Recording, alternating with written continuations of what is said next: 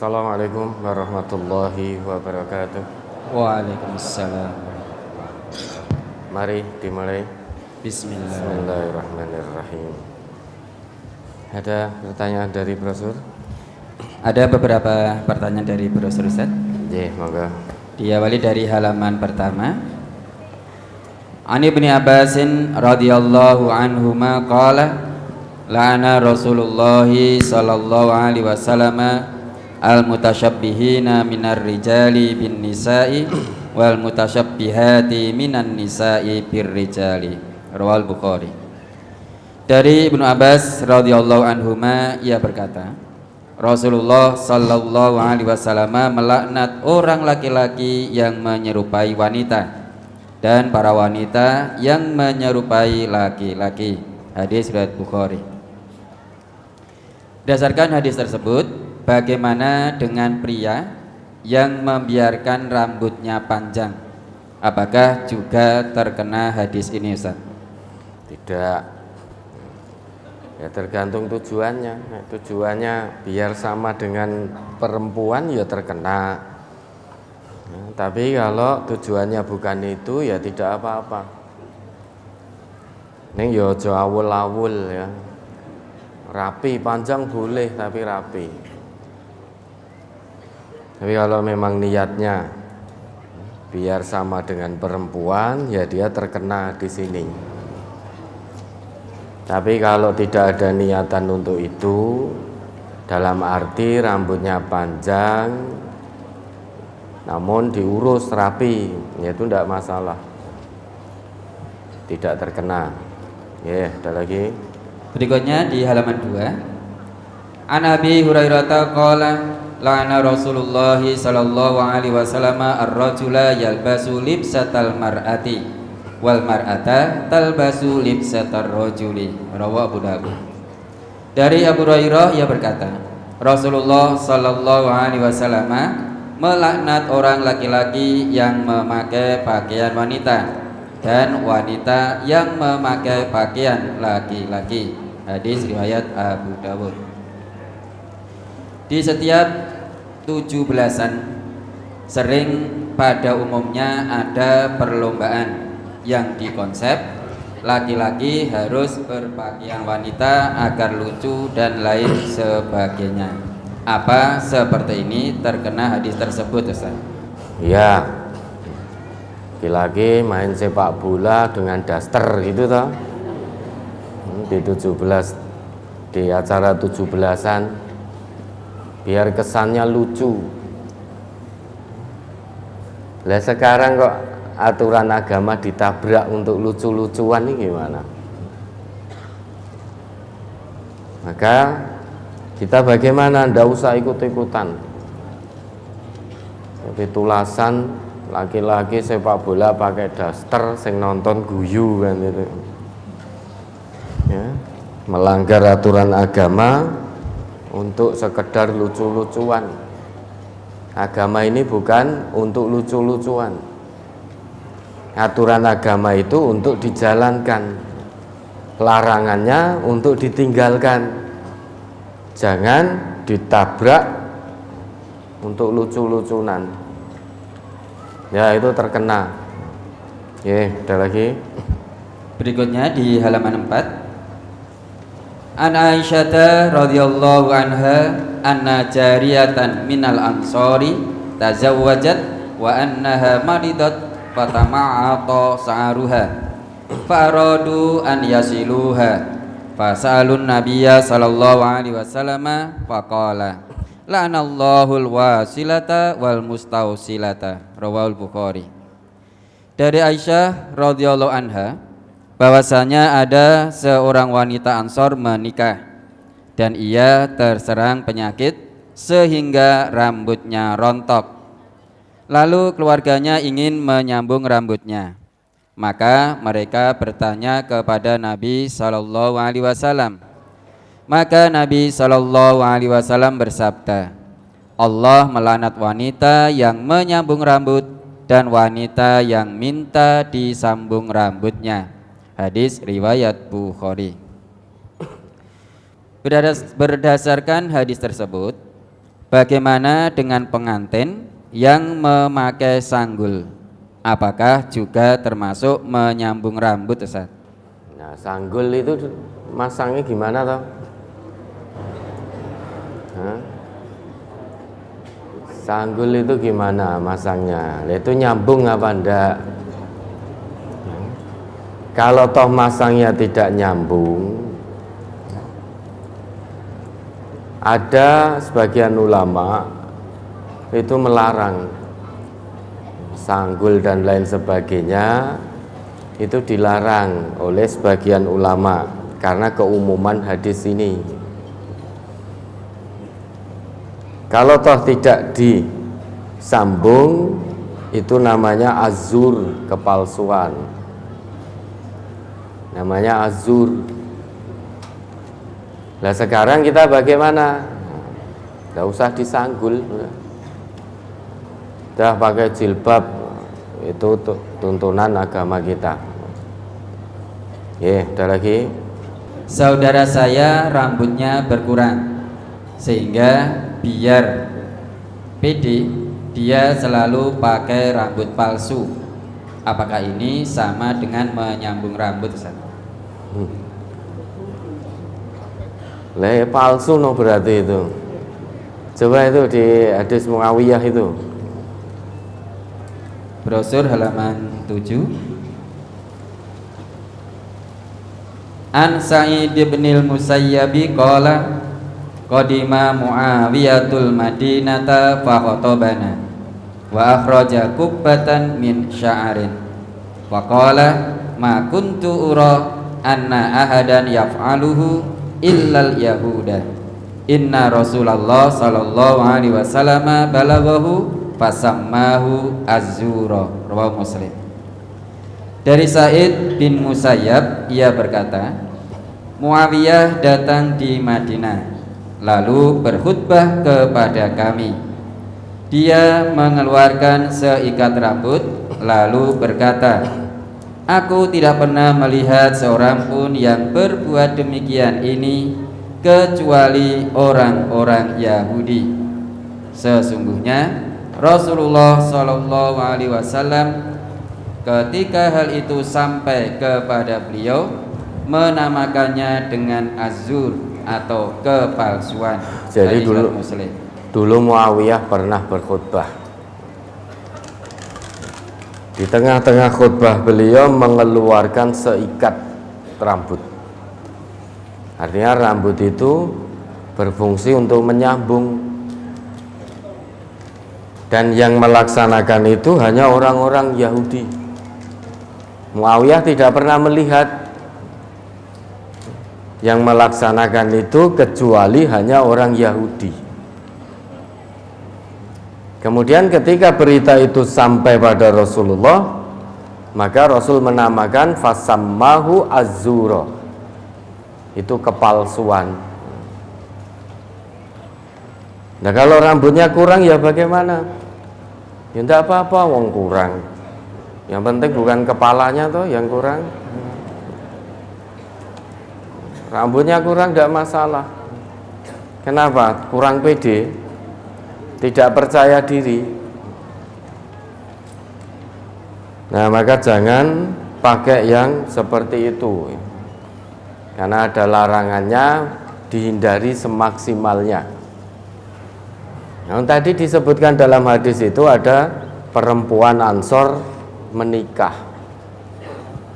wa annaha maridot, sakit, fatama atau sya'ruha, sakitnya ini menyebabkan rambutnya rontok. Kemudian keluarganya ingin menyambung rambutnya ini. Namun bertanya dulu kepada Rasulullah, dijawab oleh Nabi, la'anallahul wasilata wal mustausilah. Allah melaknat wanita yang menyambung rambut atau yang diminta disambung rambutnya. Sudah, itu larangan agama, tinggalkan. Nah bagaimana rambut palsu dan lain sebagainya? Tidak usah menggunakan itu. Sudah pakai yang asli-asli saja. Pakai yang asli-asli karena ini ciptaan Allah.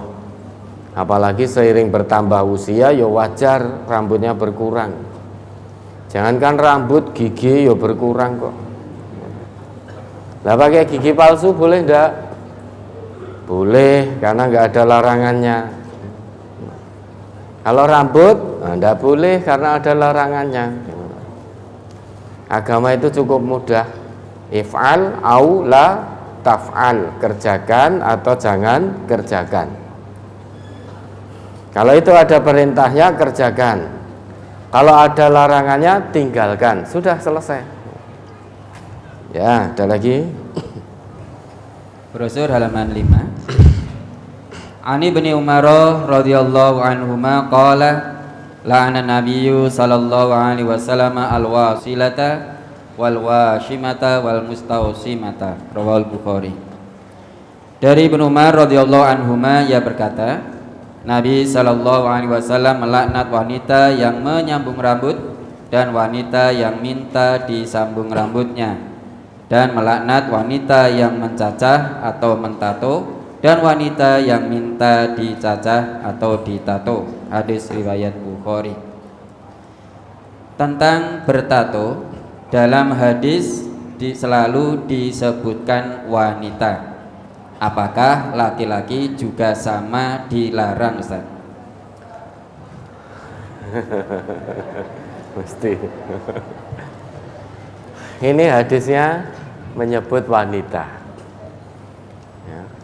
Laki-laki muslim bagaimana? Yang sudah kebacut jangan ditambah lagi. Yang belum jangan tato. Jangan mentato. Tapi yang sudah ya sudah. Jangan kepengen nambah lagi. Nah, sekarang ini banyak awak ditato sampai matanya gini kan. Mata ditato coba, jadinya hitam semua. Ya. Dalam hadis ini yang dilarang adalah wanita. Namun laki-laki muslim kalau belum punya tato jangan ditato. Kalau sudah terlanjur ya sudah, tidak harus dihilangkan. Ya sudah, cukup. Nanti kalau dihilangkan, delalah tatonya sekujur tubuh. Ya toh? Konon kabarnya menghilangkan tato itu lebih sakit daripada ketika mentato. Apalagi tatonya sekujur tubuh. Oh, tatonya naga, coba dihilangkan malah salah kedaden jadi cacing nanti. Tatonya jadi cacing nanti.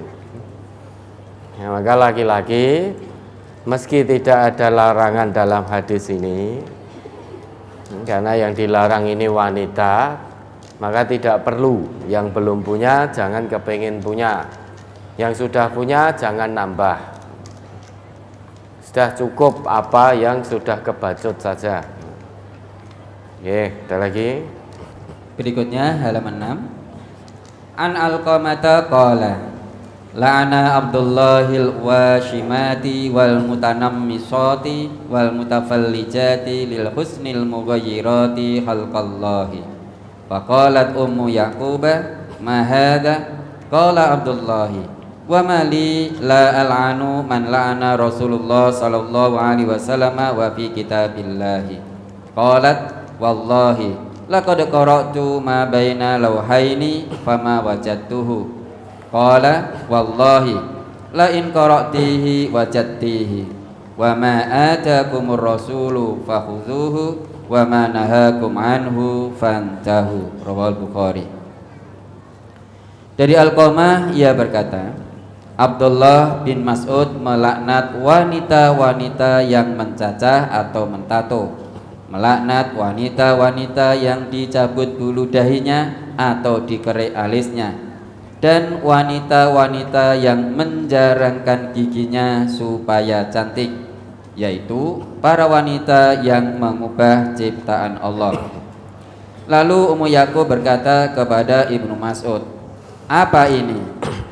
Maka Abdullah bin Mas'ud berkata, "Mengapa aku tidak boleh melaknat kepada orang yang dilaknat oleh Rasulullah sallallahu alaihi wasallam, sedangkan di dalam kitab Allah sudah dijelaskan?" Wanita itu berkata, "Demi Allah, sungguh aku telah membaca semuanya, tetapi aku tidak mendapatinya." Abdullah bin Mas'ud berkata, "Demi Allah, kalau kamu membacanya, pasti kamu mendapatinya." Allah berfirman yang artinya, "Apa yang didatangkan oleh Rasul kepada kalian, maka terimalah dia. Dan apa yang dilarang oleh Rasul kepada kalian, maka tinggalkanlah." Quran Surat Al-Hasr ayat 7. Hadis riwayat Bukhari. Tentang menjarangkan gigi dilarang. Saya karena kerapuan gigi, maka terpaksa gigi banyak yang ompong.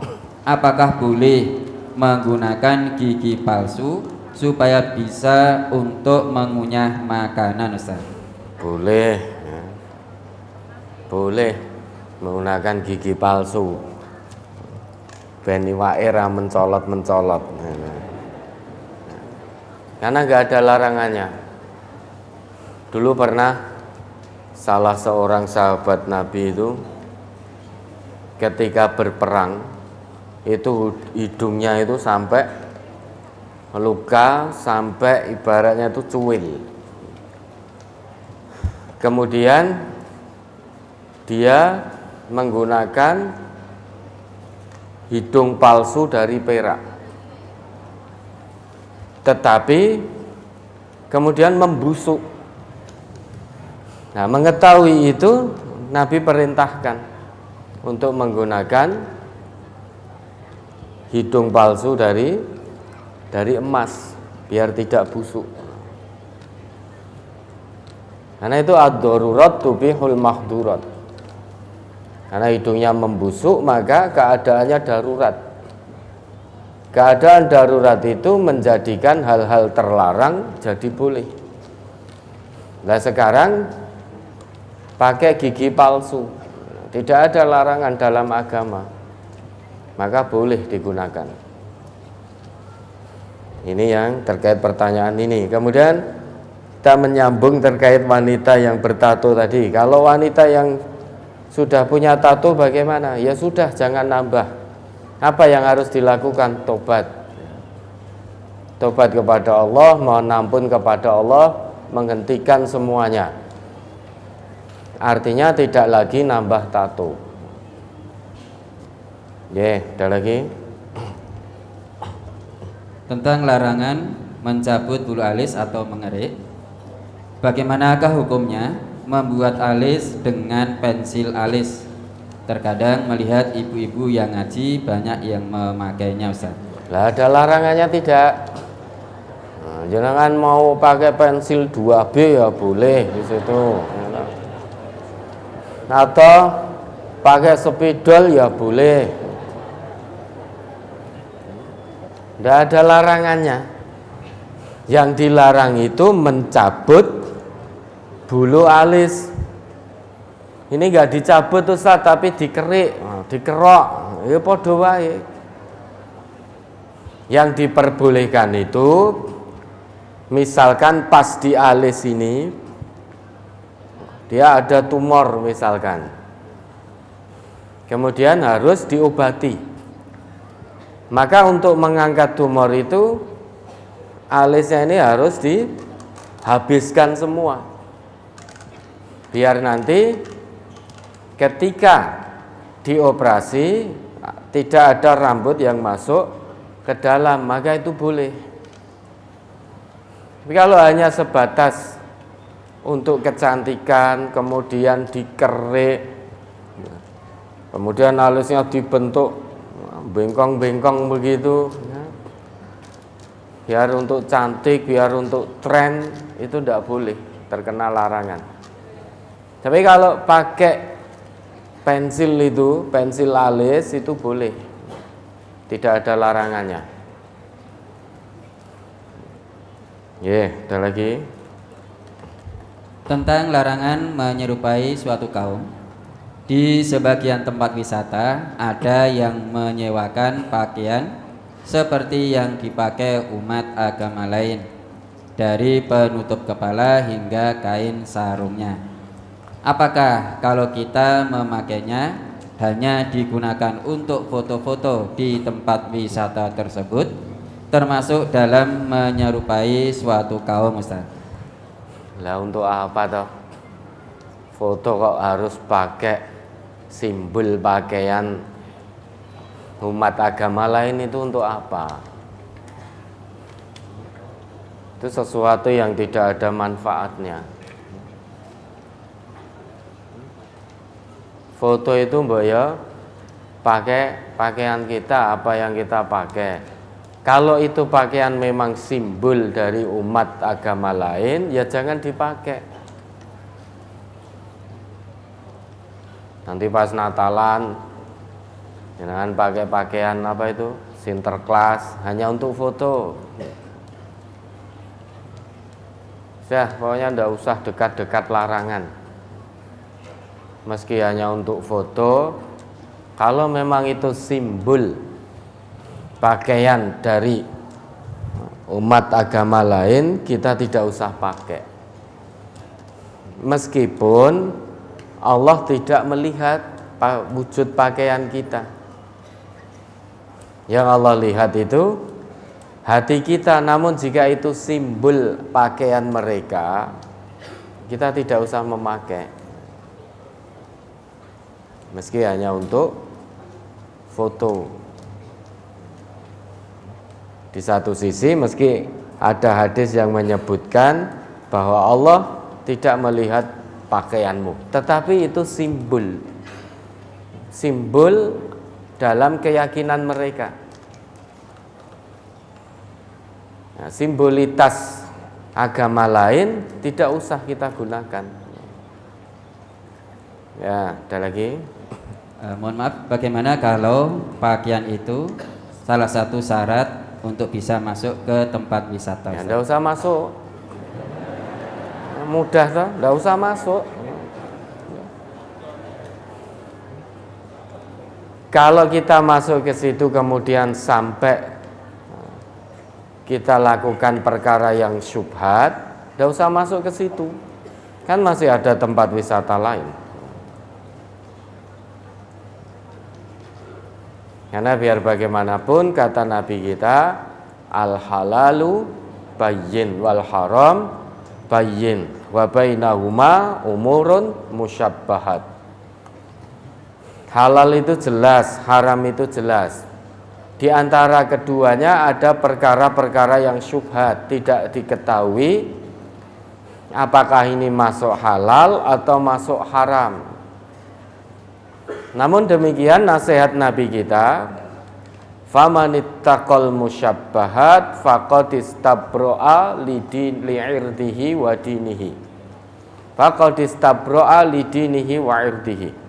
Barang siapa yang menjauhkan diri dari perkara-perkara yang syubhat, sungguh dia telah menjaga kemurnian agamanya dan menjaga kehormatannya. Maka kalau itu harus, ya tidak usah masuk, ning jopo wae. Daripada kita masuk pakai simbolitas yang diyakini oleh agama lain, kita memakai itu sehingga jatuh kepada perkara syubhat. Memang tidak ada, Allah tidak melihat bentuk pakaian kita, tetapi ada hadis Nabi yang melarang tentang tasyabbuh.